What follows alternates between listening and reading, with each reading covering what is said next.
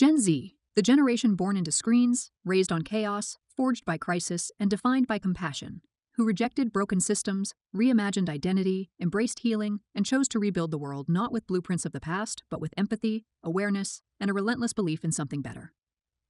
They arrived quietly, unnoticed at first, tucked between the ruins of one century and the uncertainty of another. Born from the late 1990s into the early 2010s, they entered a world already spinning faster than anyone could control, a world where the lines between physical and digital blurred before they could even speak. While previous generations learned technology, Gen Z breathed it in as naturally as air. Their lullabies were ringtones. Their first toys glowed blue from LCD screens. They touched glass before they touched paper. They searched for answers before they asked questions. Even in infancy, they were watched and recorded. Photos were uploaded, milestones tagged, and identities curated by parents who learned social media only moments before them. Their childhoods were documented in full-color digital permanence. First steps, first birthdays, and first days of school shared instantly, liked instantly, and lost in the feed instantly. Privacy, once sacred, was now negotiated in terms and conditions they had no power to read. They were born into profiles before they knew their names. The noise never stopped. Television didn't end at midnight anymore. Entertainment streamed endlessly. YouTube clips autoplayed through meals, and games never really paused. The internet was no longer a tool, it was an environment. Information poured in from every angle. Articles, comments, threads, memes, debates, and conspiracies. Opinions outpaced facts, and feelings outran thought. And amid all of it, they grew up. They grew up as observers, first watching the towers fall on screens too large for their hands, hearing the words terrorism, war, and recession, without understanding them, but feeling their weight in the worried whispers of adults. They watched families stretch budgets, saw stores close, and saw dreams postponed. Financial anxiety wasn't taught, it was absorbed. They grew up learning that debt was expected, that college cost more than a house, and that work didn't promise stability. They inherited an economy shaped by loss and uncertainty before they earned their first allowance. In school, they were taught with outdated tools but expected to compete in an accelerated world. Their minds raced ahead of the chalkboard. They knew more about their teachers than their teachers knew about them. They watched as educational systems failed to evolve. Creativity was scored. Curiosity was punished. Standardized tests defined their worth. The promise that hard work guaranteed success began to fade with every year, replaced with the realization that meritocracy was just a comforting illusion passed down by those who never had to prove themselves. They were constantly connected but increasingly alone. Social media, their main mode of interaction, gave them access to everyone and intimacy with no one. Likes replaced affection, views replaced conversation.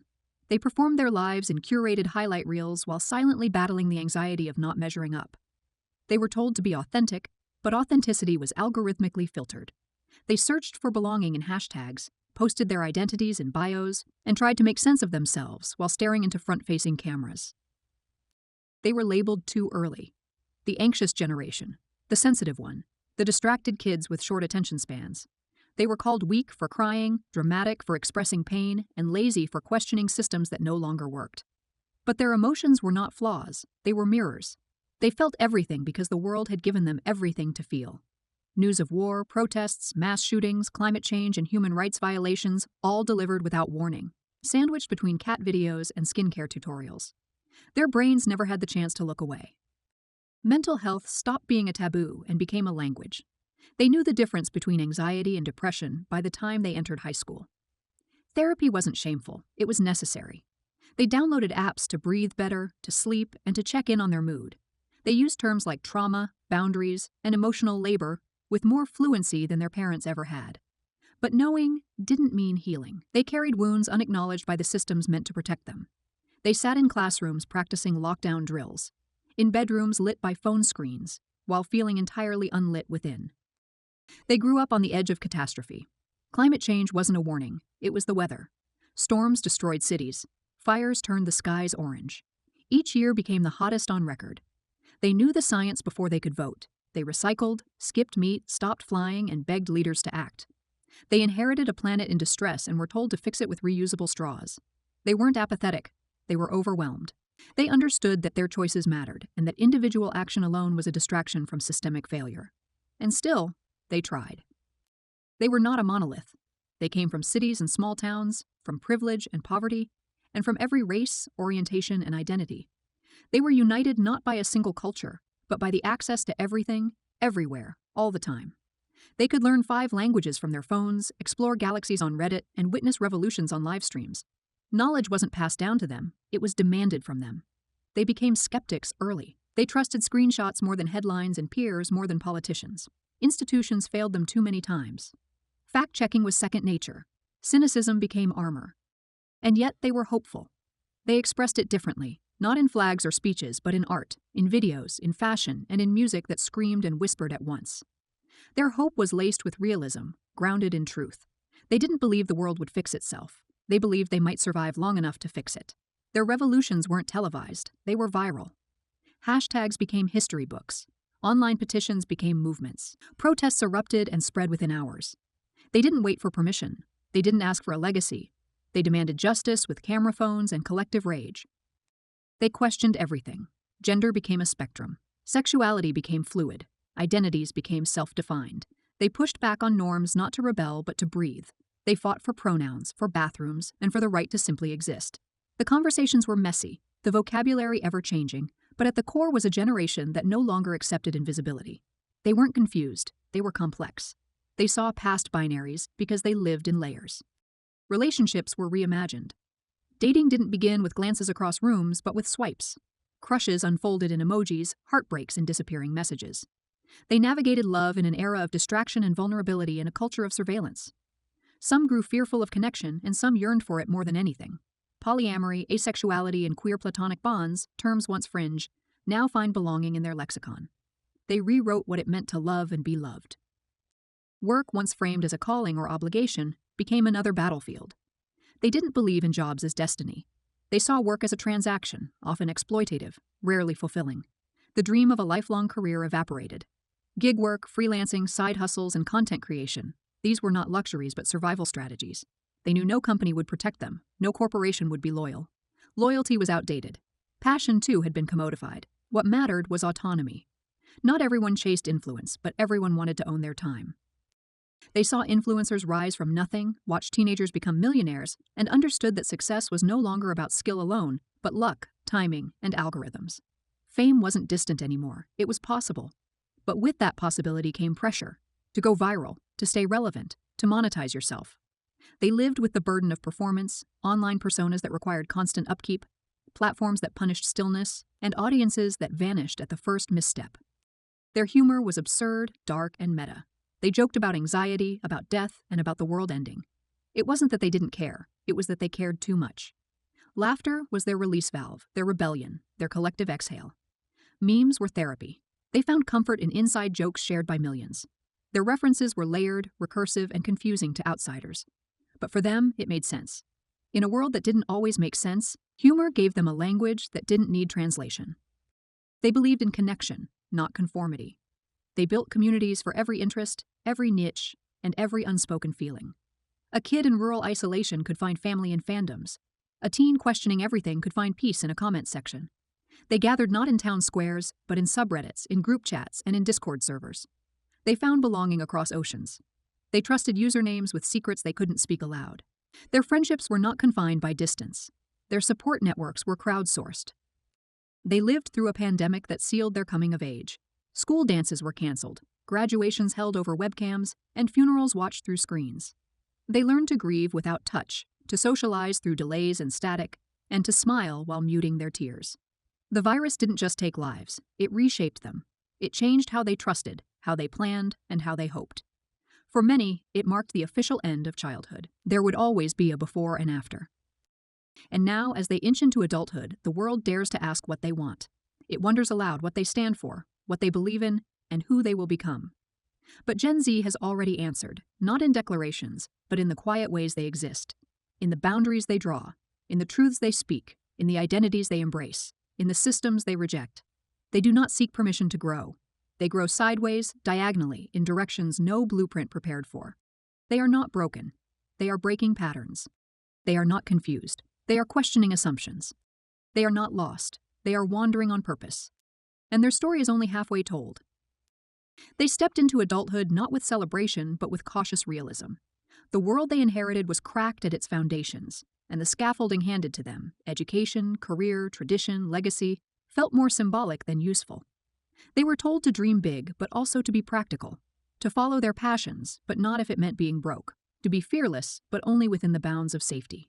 They grew up knowing the house was on fire, and then were handed the blueprints for how to build one, just like it. So they didn't. They began building differently. First, they started with the self. Therapy became a form of resistance. Healing became a generational effort. They confronted family trauma with language their parents never had access to. They examined the cycles passed down to them, anger, repression, and silence, and made deliberate choices to stop repeating them. Some walked away from relatives who refused to change. Some returned home with boundaries instead of apologies. They didn't do it to hurt anyone. They did it to finally breathe. Their version of success was not linear. A corporate title did not impress them. A stable salary meant little without peace. They knew burnout intimately. Many had seen it happen to their parents, watched them fall into silence after 12-hour days, and watched them sacrifice hobbies, health, and dreams for retirement plans that were never guaranteed.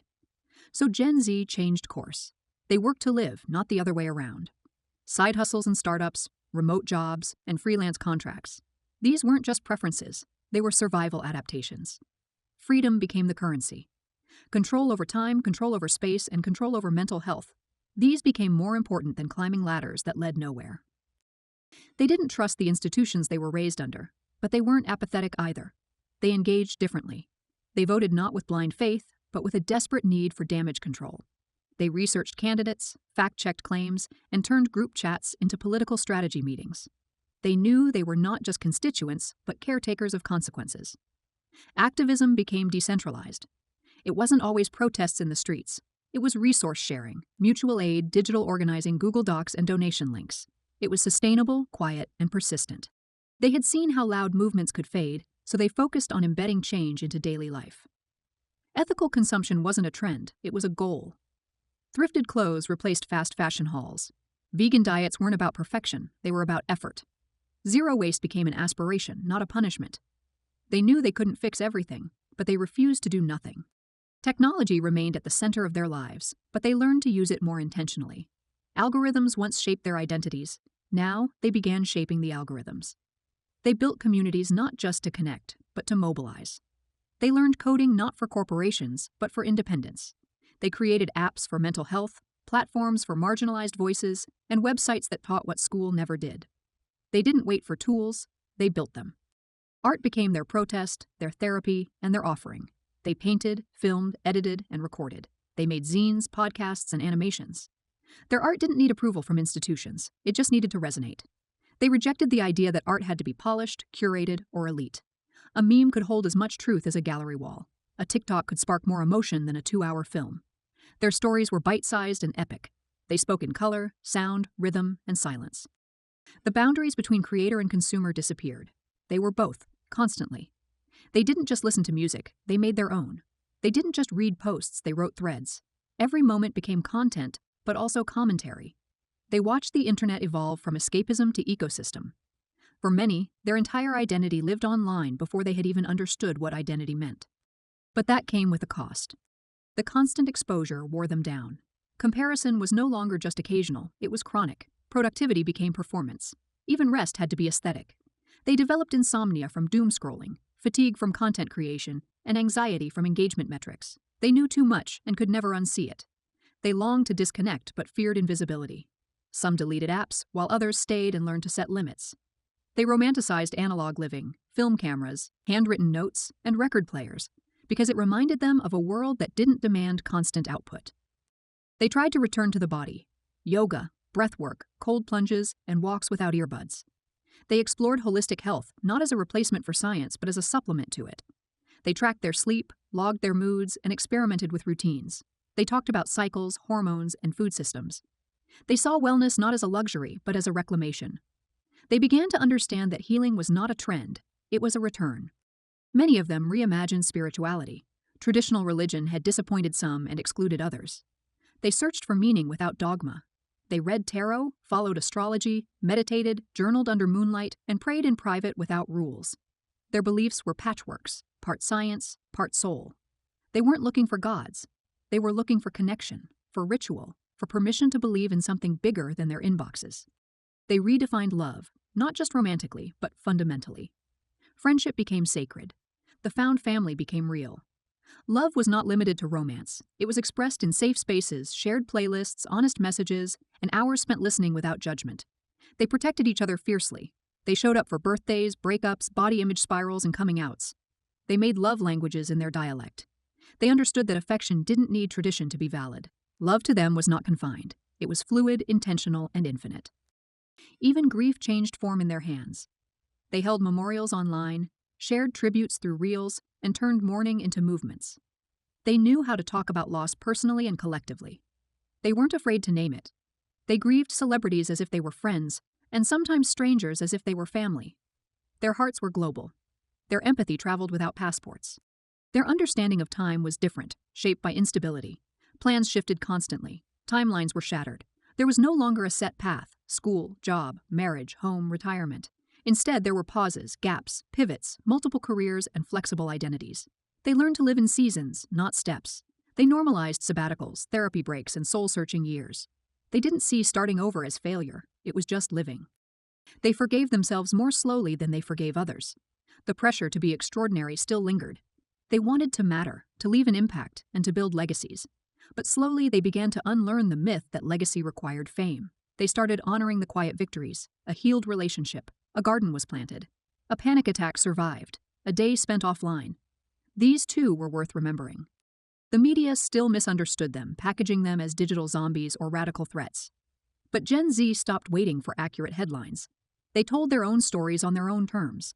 They wrote poetry in captions, shared essays in threads, and published books on trauma, love, and rage. They did not fear vulnerability. They turned it into power. Their narratives weren't always hopeful, but they were honest. They were not designed for palatability. They were carved from truth. They began raising children not just biologically, but communally. Siblings, cousins, students, even followers. They brought gentleness into parenting. They questioned discipline rooted in shame. They researched generational trauma. They promised not to recreate what hurt them. They taught children about consent, emotions, and self-expression. They allowed space for mistakes. They let silence be safe. They didn't seek perfection in parenting, only awareness. They re-entered politics not just as voters but as leaders. Youth-led campaigns grew louder. They demanded environmental justice, racial equity, queer rights, and housing reform. They no longer asked to be included. They took the microphone. And they understood intersectionality deeply. They knew no cause existed in isolation. Climate justice was tied to colonialism. Racial justice was tied to capitalism.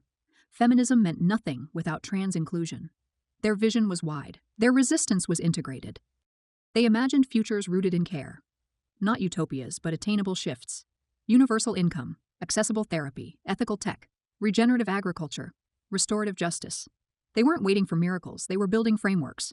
They understood policy and poetry, economics and empathy. They were not idealists, they were architects. And still they danced.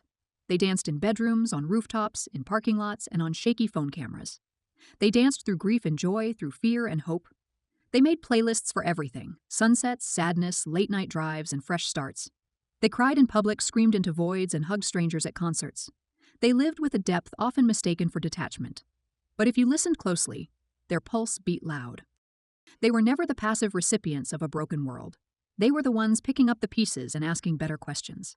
They didn't need saving. They needed space, room to explore, to try, to rest, to rebuild. And when given that space, they bloomed in wild, unpredictable directions. The future would not look the way anyone expected. It would be messier, slower, softer, and more just. It would be shaped by those who were told they were too young, too sensitive, or too strange. It would be shaped by those who understood that being too much was exactly what the world needed. They were not here to return to normal. They were here to build something that never existed. And maybe, just maybe, they would.